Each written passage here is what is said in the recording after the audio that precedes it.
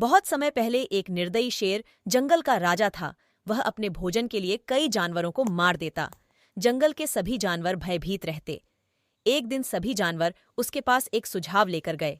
उनमें से सबसे चालाक लोमड़ी ने प्यार से कहा, महाराज, आप हमारे राजा हैं, हम आपके सेवक हैं। हमारा एक सुझाव है, आप बूढ़े और कमजोर हो रहे हैं तो आप घर पर क्यों नहीं रहते? हम वादा करते हैं कि एक जानवर रोज आपका भोजन बनने के लिए पहुंच जाएगा। अब आपको और शिकार नहीं करना पड़ेगा, हम भी चैन से रहेंगे। शेर को सुझाव पसंद आ गया। वह गरजा, अगर तुम जानवर नहीं भेज सके तो मेरी जितनी मर्जी होगी उतने जानवर मारूंगा। जानवरों ने कहा, महाराज, हम अपना वचन निभाएंगे। उस दिन से हर रोज एक जानवर शेर की गुफा में जाता। वह शेर उसे खा लेता। एक दिन खरगोशों की बारी थी। एक छोटे खरगोश को जाने के लिए कहा गया। वह बहुत चतुर था।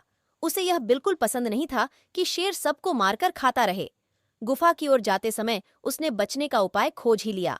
वह वहां धीरे धीरे चलते हुए काफी देर से पहुंचा। शेर गुस्से में था। खाने के लिए छोटा सा खरगोश देखते ही उसका गुस्सा और भड़क गया। वह उसे खा लेता। वह गरजा, तुम्हें किसने भेजा? तुम मेरे खाने के लिए काफी छोटे हो और देर से भी आए हो।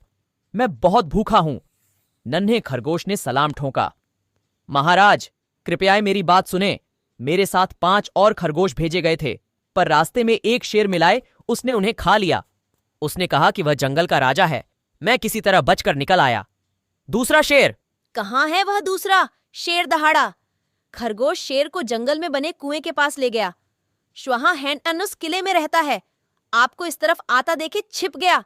खरगोश ने एक कुएं की ओर इशारा किया। खरगोश ने शेर को नीचे की ओर देखने को कहा। शेर ने पानी में देखा तो उसे अपनी परछाई दिखी। वह गुस्से से दहाड़ा। कुएं से और भी जोर से दहाड़ने की आवाज आई।